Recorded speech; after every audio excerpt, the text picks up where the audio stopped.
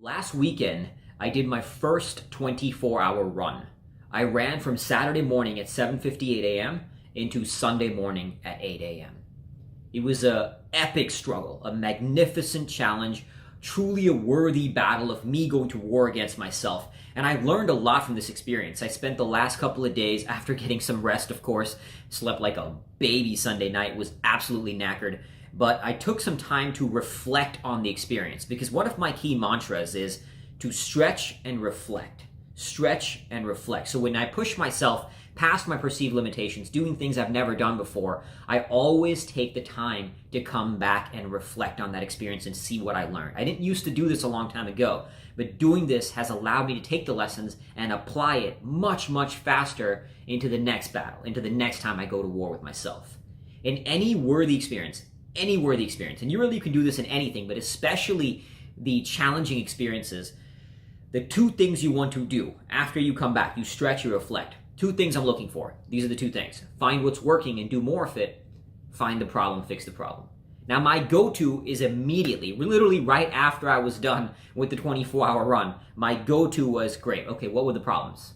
Look for the gaps, immediately look for the gaps so I know I can start addressing those gaps and then have those gaps be fixed before I go on to my next battle. For example, 2 months ago, I did a 50-miler around a cul-de-sac. I went for 50 miles around this 0.05 mile loop. It was like 1,000 laps or something like that.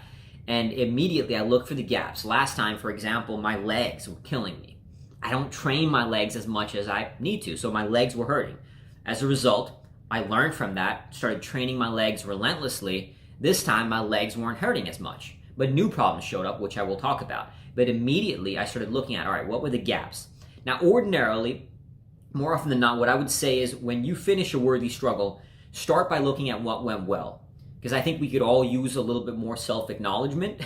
We live in a very under-acknowledged world, so celebrate the win. That's important, and I did do that as well. So I would say start by looking at what worked, what can I do more of it, celebrate the win, and then look for the gaps. That's just my pattern, is to immediately look for the gaps, and I'm okay with it. I've developed this over time. A lot of self-awareness, a lot of practice, a lot of training, figuring out what works, what doesn't work, and this is what works for me, is immediately going to the gaps, working on that, and improving it so I can take that with me to the next battle. So what I want to do now is share some of the lessons I learned from this 24-hour run and all the time I spent reflecting on it. Because if you're pursuing a worthy struggle, if you are looking to go to war with yourself, if you are looking to do something you've never done before and push yourself to new limits, these lessons will apply to you as well into your battle, into whatever struggle you are pursuing. It doesn't have to be running 24 hours. It could be raising kids, writing a book, building a business, whatever struggle. Anything worthwhile doing in life is going to be hard. Anything worthwhile doing is going to be hard. And if you want to take on that worthy struggle, these lessons will help you face that battle ahead.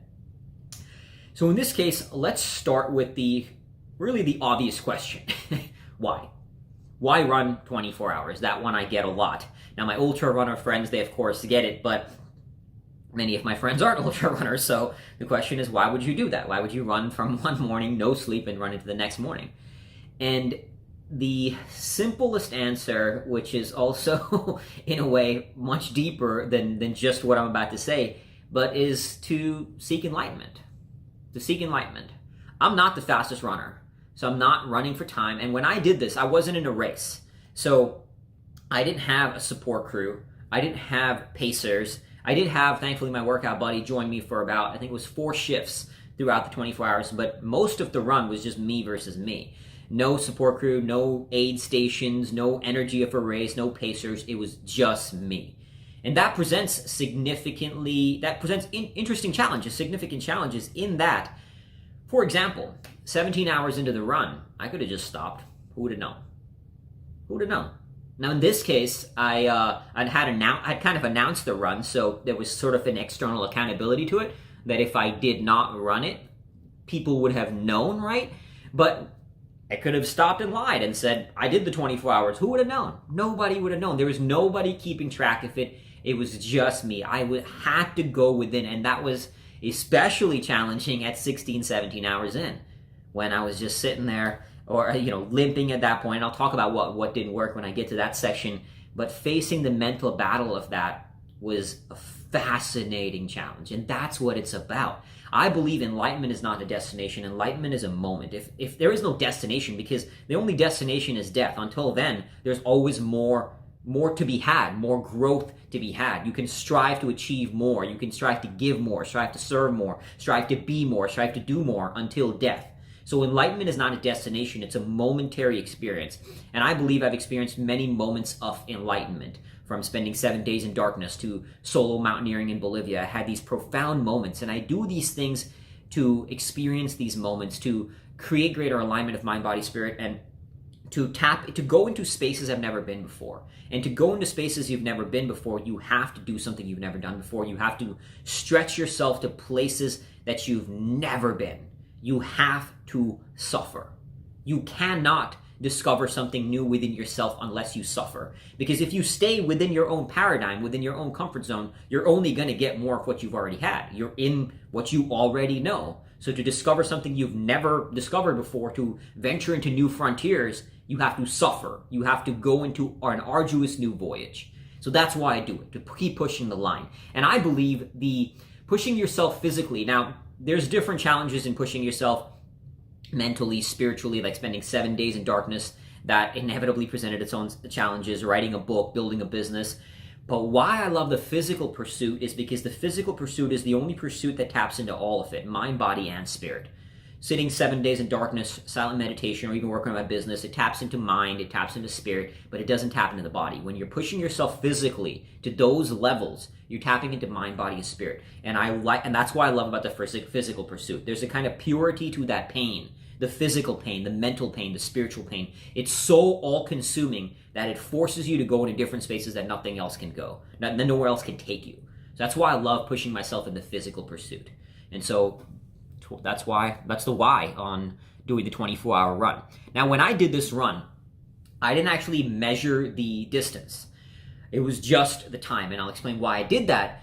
Now, ordinarily, I usually have done like the longest run I've done before this was 80 miles. I have done 50 miles. I've done a bunch of ultras, 72 miles, 48 miles, bunch of different runs. But the longest in distance was 80 miles. Now, almost certainly, I didn't measure the miles, so I don't know. But almost certainly, this would have been the longest run that I've ever run, potentially even crossing into the 100-mile mark, which is fantastic, right? That's a great achievement. That would have felt really good to know that I crossed into the 100-mile mark. But that's exactly why I did not measure the distance this run, because I was, as it is, pushing a new frontier of the 24-hour mark. This was the first time I went for 24 hours. And so I did not want to feel more of a sense of completion than I already was feeling. I like to, I'm not saying I do this all the time, but every once in a while I like to push myself in a way that I do not get to feel complete. So I ran the 24 hours, so great, that pushed me in a new PR, new personal record in terms of time spent.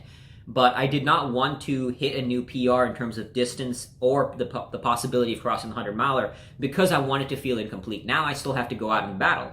I still have to go out there again if I want to officially, not to anybody else, but to prove to myself, say that I hit 100 miles. I have to go out there again, so that's why I did this, to feel that feeling of being incomplete.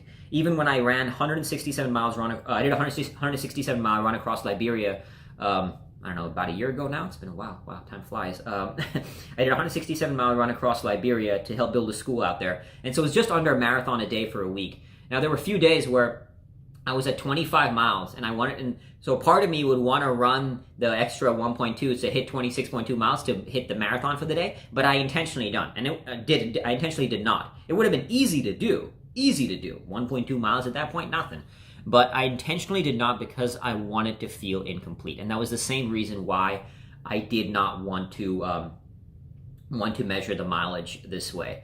And again, doing it myself presented a bunch of extra challenges in terms of the mental and spiritual, which I'll talk about when I get to the gaps. But that's why I did it this way, just me versus me, and setting up the logistics. So let's start with what worked. One of the things I love about these experiences is beyond, the things I talked about in terms of pushing myself, seeking enlightenment, is the whole journey, the whole process of it, from before the run, the fear that whole week, knowing that this is coming up. I know I would suffer, and I did suffer, and the fear that I felt before it, or even the organizing logistics, preparing for battle, because again, I was doing it myself. I had to organize all the logistics for my food, for my supplies, my nutrition, my fuel, the supplements and everything to get me on that battlefield for the 24 hours. So organizing the logistics, and then right before starting, there's a kind of stillness that I felt. It was really this pure stillness, the calm before the storm, if you will. And then stepping onto the battlefield and navigating all of it. This whole doing these kind of things is really a microcosm for life. You experience these entire moments of just pure pain and misery, like lowest of lows, highest of highs.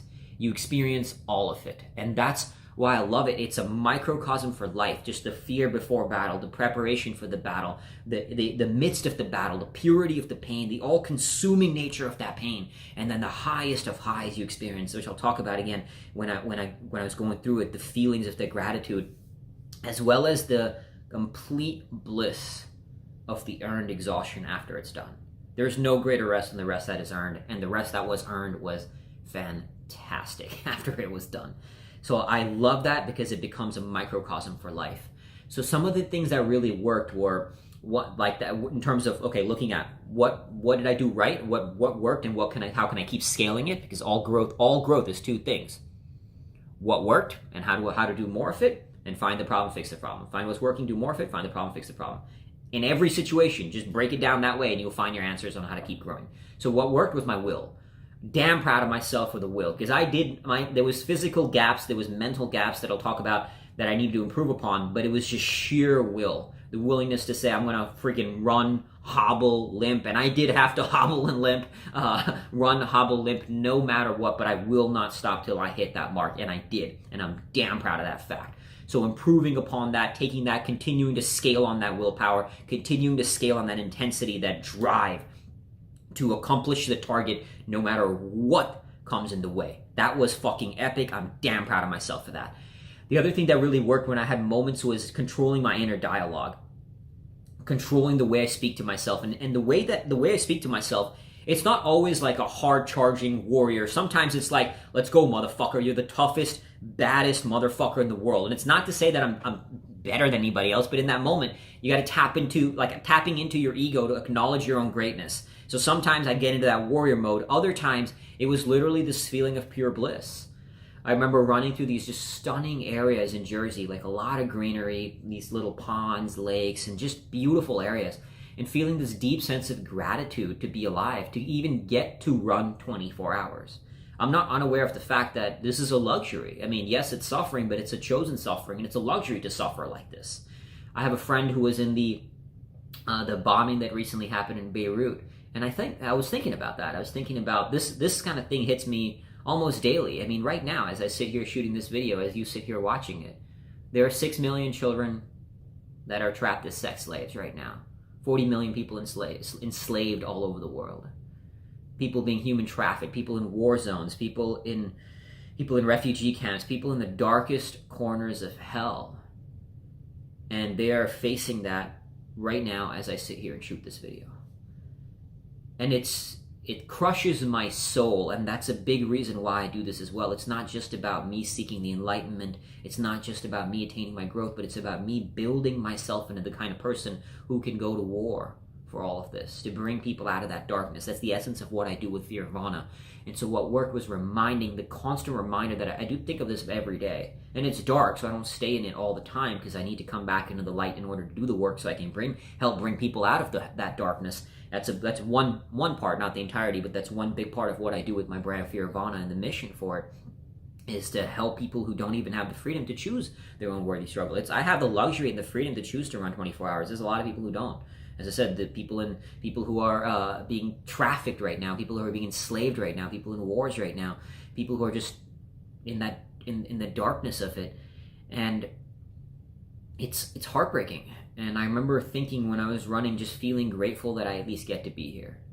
I at least get to be here because I've seen some of the darkness on Earth, and I felt blessed that I get to be here right now, getting to run 24 hours, getting to feel the pain that I felt in my legs, getting to feel the pain that I felt in my feet, getting to run through these stunning areas in Jersey. So just the gratitude of it was really powerful, and acknowledging that there is work to be done, that I suffer so I build myself into the kind of person who can fight harder for those who don't have the means to fight for themselves right now. That's one part of it. Of course, the other part of Fearvana is helping people who are, it's not just people who are in the, in this, who are enslaved, entrapped into environments and worlds where they don't have the luxury to choose their own path. It's even helping other people in Jersey, other people in America, other people in India who have families, who, have the luxury to choose their own path, but they're going through their own struggles, because everybody goes through their own struggles. And so, but if I want to help other people navigate their struggle, I have to build myself into the kind of person who can do that. Otherwise, it's just out of integrity. How can I even possibly claim to stand by the ethos and the embodiment of what Fearvana stands for and not live that message, right? So I have to build myself into somebody who can offer people the means, the resources, the insights, the wisdom, the knowledge, the training to guide them out of their own version of their own darkness. So remembering that and staying present to that helped me stay in the fight. So that mental, the mental drive, that remembering my why, feeling that sense of gratitude when I needed it, that was really powerful. Knowing there was elements of my physical, obviously I had enough of a physical foundation built to even be able to do this, so that was really solid. But the biggest thing was just my drive, and and staying present to the why was the biggest thing in terms of what worked. Now, looking at some of the gaps in terms of what didn't work. Now, again, that tends to be my main focus, because that's the only way you're going to improve, is find the gaps and fix them for the next battle. So physically, because the physical ones are the easiest ones to solve. My feet were absolutely killing me, and I knew they would, and I'm used to it because I'm very flat-footed. So that part where I have an arch, it hurts. It absolutely, where I should have an arch, but I don't. It destroys me. It absolutely destroys me. Now, on the one hand, there's almost nothing. There's not too much I can do about it. On my next ordeal, it's gonna hurt, and fucking suck it up. I'll deal with it. At the same time, there is something I can do about it. I can train to strengthen it. Now, I had kind of been cutting back on the long runs, just spending more time in the gym, and also just to manage with my workload in terms of my business and everything. So I had cutting back on the long run, so I hadn't spent as much time on the feet. And as a result, I paid a price for it. They fucking hurt. They goddamn hurt on this run. And lesson learned. Gonna spend more time on the feet, getting back into my more consistent long runs for the next battle. So I strengthen the feet and prepare them for the battle. The next time it shows up. The other thing that did not work was my calves. My calves were killing me. I felt like they were about to rip, like literally the muscle tear. So that's why towards the end there I was hobbling for a little bit, hobbling, shuffling, like the Cliff Young shuffle, hobbling, or whatever I needed to do to finish. But my calves were killing me. And it's not just because I have very skinny little chicken legs, but it's also because I haven't trained my calves. I haven't spent a consciously devoted time to strengthening the calves. Guess what? Problem solved now. I'm going to train it. It's done. Like, it's already done. I know the problem. Now it's going to be addressed just like it was before. So my legs weren't ready for the battle. Next time they will be. That's it. End of story. So that was more, the most of that was the physical thing there was relatively, in terms of very clear, okay, this is the gap. Now I got to address the gap, and I will. So that's kind of the easiest part.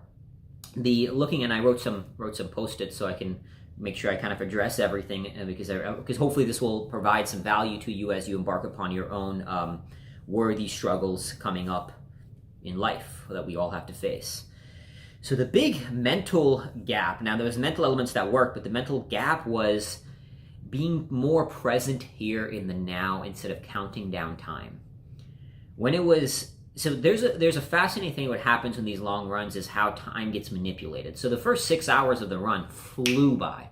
It went by like it was nothing. I was like, oh my God, I'm already 6 hours around. I'm coasting, right? That's why I do believe almost certainly I hit my longest time, but again, I won't know. So I'm unfulfilled. I gotta push harder next time. But I was flying that first 6 to 7 hours.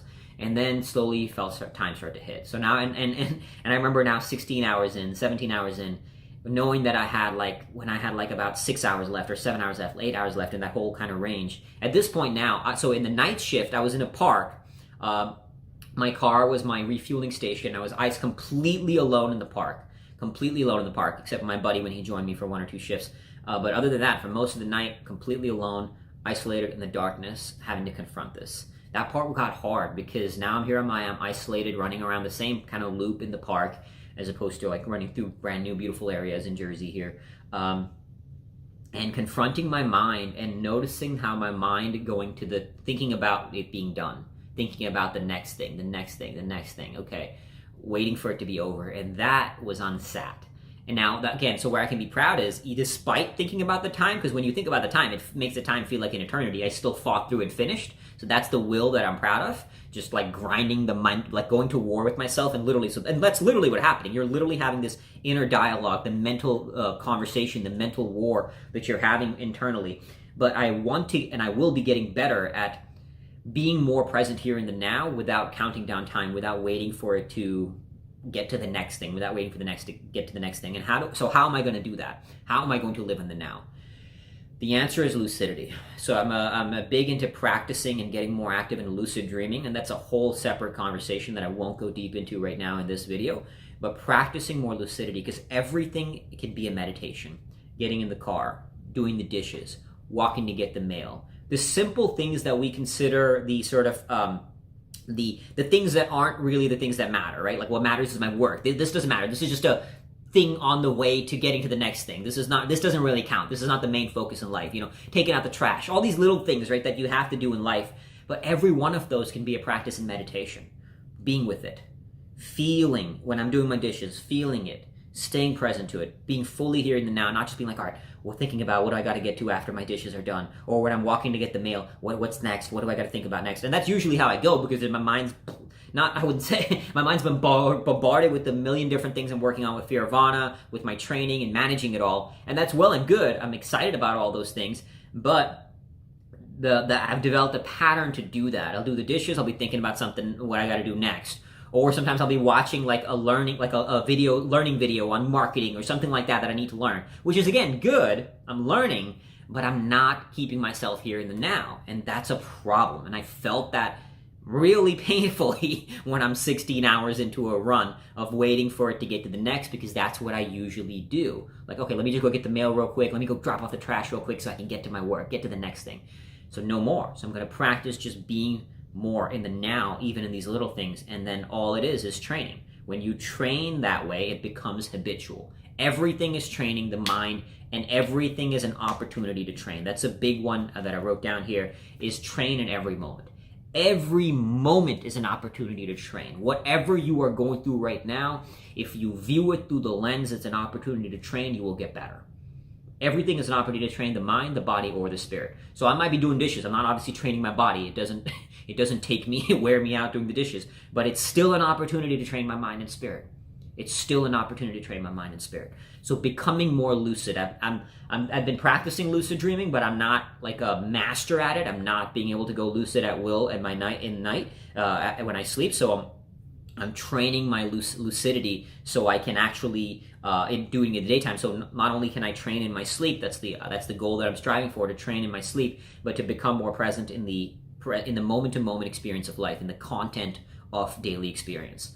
So becoming more present, improving my living in the now, controlling that inner voice. That was also like, that was a thing that worked, but it was also, there was some room for improvement in that, in terms of where you channel your focus. So I had moments where it felt like my calf was about to rip out of my leg, where my feet were destroyed.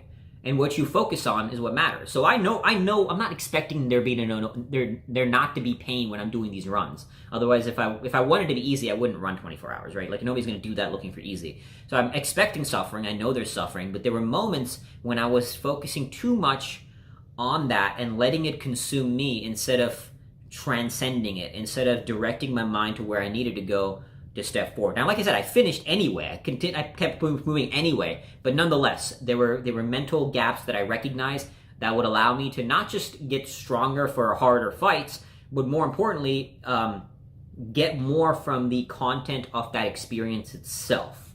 And that leads me to the next point of self-transcendence. Why these battles? When I talk about enlightenment, I believe enlightenment is a moment of true self-transcendence. Self-transcendence, you transcend yourself for not just something greater than yourself, but even for yourself. So I'm transcending my pain for the mission, to accomplish my mission that I have self-imposed, right? Nobody told me I had to run 24 hours. I was not doing it for anybody. I was doing it for me, right? And for my work, so I can help others navigate their own struggles. But I was not doing it to prove a point to anybody else. I was doing it to prove a point to myself. And so transcending myself for myself and transcending myself for my mission. Self-transcendence is everything. If there was one word about what life is about, I believe it's self-transcendence. Viktor Frankl puts it beautifully when he said, self-actualization is a side effect of self-transcendence. We don't live in our own little bubble within ourselves. We live as a part of society bigger than us, and we don't exist within our own system. We exist in a system that transcends us. All of it. Even when I'm out there by myself, there's a system beyond me, right? There's the world that I'm in. Everything is existing beyond just us. And I think we could all use a little bit more selflessness, self-transcendence, and so training in self-transcendence. Why I do this? Because suffering is a training ground for self-transcendence. It forces you to transcend your pain to keep moving forward. Suffering and serving. When you're in the throes of war, when I was in the Marines, in war, in Marines, when you're fighting out there, nobody gives a shit how good you feel. You may be feeling tired one day, good. You still got to go on a mission because your men need you. The mission is more important to you. The men and the mission, that's what matters, not your own personal well-being. And there's something tremendously beautiful about that. That is by far my absolute favorite thing about being a Marine, was serving in an institution where the good of the group matters more than your own individual well-being. You're almost forced to transcend yourself because you serve. You are there to fight and serve for something bigger than yourself. Separate from all the politics and all that nonsense, I'm talking about on the ground. We are there to help. In Iraq, we were there to help the Iraqi people. Again, separate from all the politics. We were there to help them. We were there to serve each other as well. And so you're fighting for something greater than yourself. And that's what I love. And now being out of the Marines, I got to recreate that for myself. I got to recreate that in different environments. I'm doing a lot of stuff with Fearvana, working on creating tribes, but also training myself through suffering to practice self-transcendence. That was a big training for me, is to constantly be training in that. And that's what this was, is to control that inner voice, to transcend. So that was a big learning as well. Another gap in terms of, I noticed this, I did not touch on this, is the physical gap, which I did not touch on, is upping my recovery game. And this actually translates to inner voice as well, so it's a good lesson here. So I noticed that, although I had strengthened my legs, there were moments when it was really tight, and I just know because I need to up my recovery game. I need to do more time rolling. I've been much more consistent with my yoga, but I haven't been as consistent with my doing the foam rolling, doing the rolling, using the EMS. I've been doing it, but not as much as I need to. And I remember when this thought showed up, I'm like, I need to spend more time doing the recovery on my muscles so they'll be stronger for the fight.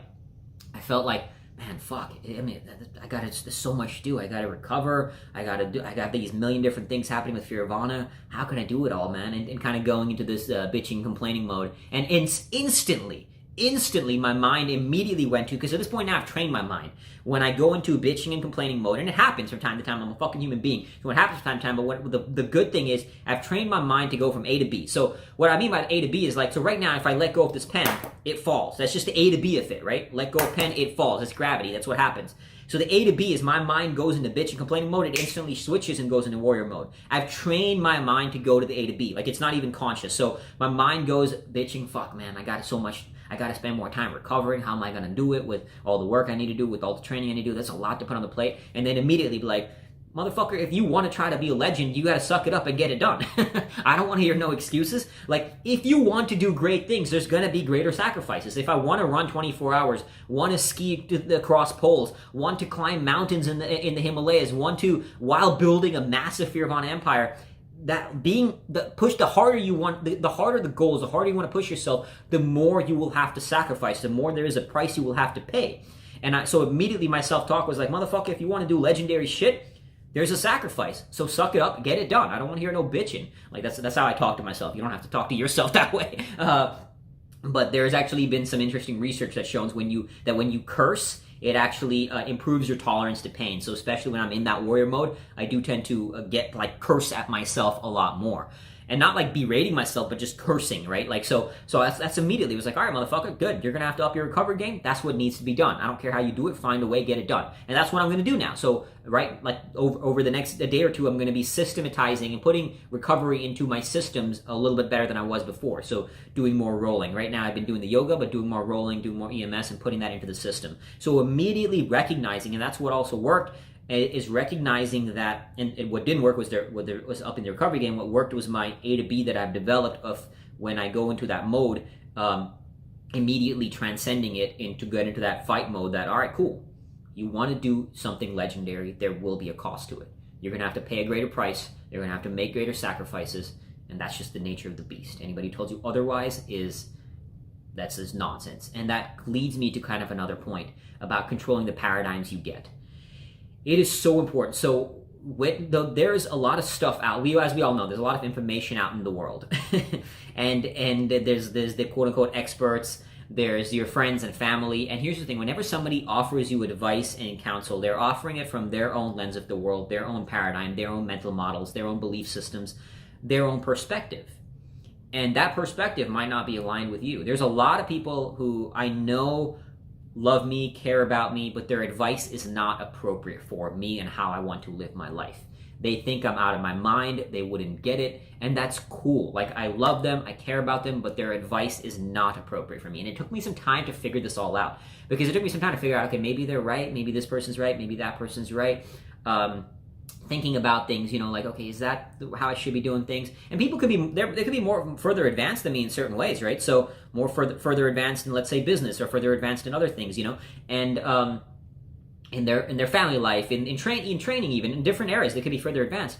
But still, it's really important to be clear on, does that apply to me? Is this the paradigm I want to use? Is this the paradigm? Will this work for me? Will that frame of mind work for me? It is so important, not just whether it be friends or family, but even the quote unquote experts, because there is a lot of nonsense out there. There's a lot of nonsense out there telling you, oh, it's not about struggle, it's not about sacrifice. It's like, there's people who dislike the fact that I talk about paying a price and this kind of thing. Sacrifice is a bad word. No, man. Like, you're gonna have to make sacrifices if you want to do great shit. I don't care, and anybody who's done great shit will tell you that. You look at the people like the Kobe Bryants and Michael Jordans of the world. They've made sacrifices to get there. They have to. If you are saying yes to something, you are saying no to something else. The people can be like, oh, you can have it all. Yeah, but you will pay a price for something. If you want, I'm not saying you can't train it this way while having a business, while having a family, no doubt. But if you are saying yes to something, you are saying no to something else. And that means it comes with a cost. And there's no right or wrong or good or bad about it, but just make a choice. Just make a choice and do it consciously is the point that I'm making. That, okay, look, you know what? Like, not everybody wants to run 24 hours, and that's great. Not everybody wants to pursue mastery at the level of a Kobe Bryant, and that's also cool. There's no right or wrong or good or bad about it. There's a lot of people I know who want to just spend time with their kids, take their kids to their football games, go on vacation with their family, and they don't want to be their Kobe Bryant at their craft. They want to build a business that can provide for their family, and they want to spend more time with their family, and that's awesome. That is awesome. It's all about finding our own version of what bliss means, our own worthy struggle, as I like to call it. What is your path? And that's why to control the paradigms you get, you need to be so clear in your lane. So clear in your lane. This is the lane you are choosing. I am choosing a lane that is going to require certain sacrifices, as any lane is. And I need to be clear, because I'm choosing a certain lane and a certain way of life, it means that I like certain paradigms and certain perspectives, certain advice, certain mental models that people offer me are completely inappropriate. And I've learned this the hard way, because now I get to a point where I'm like, okay, cool, thank you, but nope. And I'm not like a jerk to the people who offer it to me. I'm like, all right, cool, got it, thank you. And there's other times where, of course, I take it into account. I'm not saying don't take an advice. Obviously, take an advice. It's valuable to learn from people who are more advanced than you and whatever the thing you're pursuing. Invaluable. I have coaches, mentors, all about that. All about mastermind groups, whatever it may be. Finding someone to learn from who's more advanced than you is invaluable. But be careful who you're learning from, and be clear on your lane and find out, is it clear? Does this apply to your lane? Hugely, hugely important, because there's a lot of nonsense out there. There is a lot of nonsense out in the marketplace of information. As we all know, we're bombarded with so much information, and so much of it I cannot stress enough how destructive it is. And that's what it frustrates me when I see all this, like, oh, you can get all the things you want with ease and flow, and you'll never have to work a day in your life. Absolute horseshit, man. Like, absolute horseshit, So Just watch the garbage because it will plague you. It will affect you. And you don't have to live the way I'm not saying my way is the right way or anything. My way is a way, and I'm just sharing lessons because it's a way. Choose whether you ascribe to it. But just be clear. Be clear in your lane, and then say, all right, you know what? This advice matters in my lane. This advice doesn't matter in my lane. Like, if you're not looking to do these kind of things, like running 24 hours, some of this shit might not be like, I don't need to go suffer. Then cool. Don't apply it, whatever. But be clear on that. Just be clear on your lane and be very clear on the paradigms, because certain people would tell me like how I go about my rest, how I go about the intensity with which my life, with which I live my life, how I should view myself, and certain things that they would offer me with love, with counsel, with my best interest, but it doesn't work for how I want to be, and I have to be clear on who I want to be in order to know that. So get clear on your lane, and then control the paradigms. That means, like, one, eliminating the paradigms that are not appropriate to you, and the other is also recognizing that, look, some of the things you can't eliminate, like the people who love you, you love them, they're going to offer you counsel, or sometimes you can't control you can actually really control this, but but let's say you're out and about somebody and you watching TV, there's an ad, like you're aware that there's an ad. Like, most of the ads and most of what's coming out there is not having your best interest at heart. And that's not my conspiracy theory. Dr. Dan Ariely has this great quote that, like, and there's all kinds of books about this, like Brand Washed, about how brands are out there trying to manipulate you for their best interest, so you give them their money, right? Like, that's what they care about. Most information out there is not designed for your best interest. Every once in a while, when I'm in a hotel, I love watching ads. I'll just watch the ads on the TV. I'll scroll to see the ads because it is horrific. It's horrific. It's absolutely horrific to see the kind of messages some of these ads are like preaching about what makes us happy. And the world is telling us about what makes us happy, how we should live, who we should be. And the world is preaching a certain way. And I can tell you right now, a lot of that way is not going to be the way that's going to help you live a happier, more fulfilling, more meaningful life. So control the paradigms, and then for the paradigms you can't control, just be aware of them so you can say, okay, this is coming in, but I don't have to take it in. I don't have to use it and ascribe it into my way of life. So that's another big lesson, is controlling that. And then finally, the big one, well, they're all kind of big ones, but this one was kind of a unique one, is for me, that hit me, especially this time, was I think we all could use more of our animality. Tapping into more of our animality. Meaning that a lot of, like, with you being a human being, there's a burden and a gift to consciousness, to being aware of our awareness, to say, I am here, I'm aware that I am here, right? Like, I'm aware, I think, therefore I am kind of mentality, right? Human beings have this gift of our rationality, of our awareness, of our meta-awareness, to be aware of our awareness. And there's a gift to that, because that's how creation happens, because we have the luxury to think through things, we have to, the luxury to ponder the existential meaning of our purpose here on earth. But there's a burden to that. We all know the burden to that. It's what stops us from charging forward, the inner critic, the self-doubt. So sometimes we just need to tap into our animality and just fucking be a bull in a china shop. Just be a bull in a china shop. Like, so consumed with your mission, with your fucking kill, that you're not gonna think about it. You're gonna shut this bitch down and just fucking hunt. Like, when a lion is out on a hunt, when a shark is out on a hunt, they're not fucking thinking about the meaning of life. They are out there to get the kill. My spirit animal is a wolf. A wolf is an endurance hunter. It will hunt day after day after day, and it will go after the fucking kill. And we could all tap into more of that animality. I was just sharing this with some students in my program the day after my run, that there's another good example of this, is there's this scene in one of the X-Men. I can't remember which X-Men it is. There's one of the X-Men is the Juggernaut, and his superpower is that he just plows into shit. Like, he'll just run through wall after wall after wall and just plowing into it and destroy the walls, right? And so at one point the other X-Men like traps him in the floor or whatever, and he's in the floor, and he goes, "Do you know who I am? I'm the Juggernaut, bitch." And he just plows out of the floor and just starts charging through wall after wall after wall to go whatever, like he was hunting somebody or anything like that. But the point is, we could all use a little bit more of that Juggernaut. We could all use a little bit more of that animality, that lion, and just be a bull in a china shop and just fucking run down your kill. I mean, like, not obviously actually killing somebody, but like your target, whether it be finishing the 24-hour run, writing this book, and just completely getting in that horse blinkers and just hunting, just going after the kill with this relentless animality, cavemen, cavewoman, like whatever you want to use, whatever terminology you want to use, to just chase blindly. I think we could all use a little bit more of that animality, and we've lost it in this world of comfort and ease and excess and luxury. And because in a world of comfort, ease, and excess and luxury, we have the luxury to ponder our existential place on this planet. When all you have to worry about is survival, you don't give a shit about why you are here and the meaning of life. You give a shit about survival. When you are so consumed with pain, you don't really give a shit with why you are, what the meaning of life is. You just give a shit about getting out of pain. That's the beauty about putting myself in pain. Is it almost forces you from moment to moment to tap into that animality. Now, running is a kind of unique sport in that, like, your mind goes where it goes. It's not like when I was, for example, solo mountaineering or rock climbing or skydiving, doing these other pursuits. You kind of get lost in flow and you don't think. Where running's a little different, right? Because just the nature of running, you can think. Nonetheless, there are moments where I was just bull in a china shop.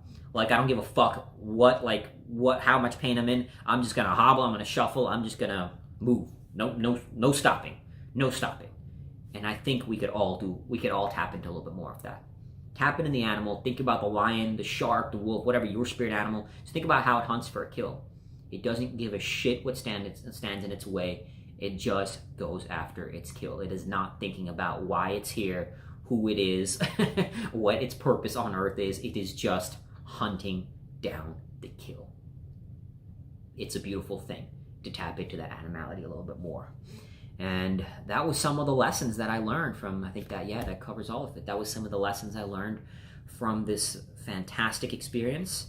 And right after it's finished, and already now I'm thinking about the next one. Literally immediately after it's finished, I pause. And the other thing was also celebrating and acknowledging myself. I am damn proud of myself. And I think we could all use a little more of that, acknowledging ourselves. So celebrate the victory, because once you stack one victory, it builds momentum. Stack the victory, one victory into the next, into the next, into the next. So as soon as I was done, I was like, all right, cool, here are the gaps. What's the next? I know what's coming next. I know how miserable the next battle is going to be, and epic at the same time.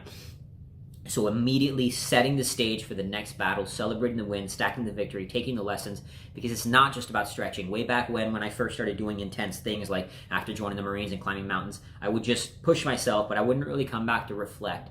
Now I reflect on it and I apply the lessons immediately to take into the next thing. It's because I came back from this and reflected, I am now approaching washing my dishes with greater presence, with greater lucidity, things like that. So learning from the experience allows me to apply the lessons and take it in the next battle. So do the same, and remember, all growth through things. So everything you do, always ask yourself these two questions.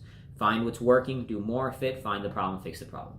Keep searching for that in everything, and that's how you'll systematically grow, and that's what it's all about. You'll keep stacking wins and grow into the next greatest version of yourself. I will leave you now with the wise words of it's from one of my favorite quotes of all time, from Vince Lombardi, legendary football coach.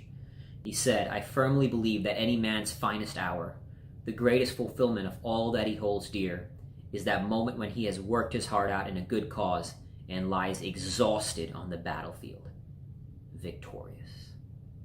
Go to war with yourself, my friend, so you too can lie exhausted on your battlefield, victorious.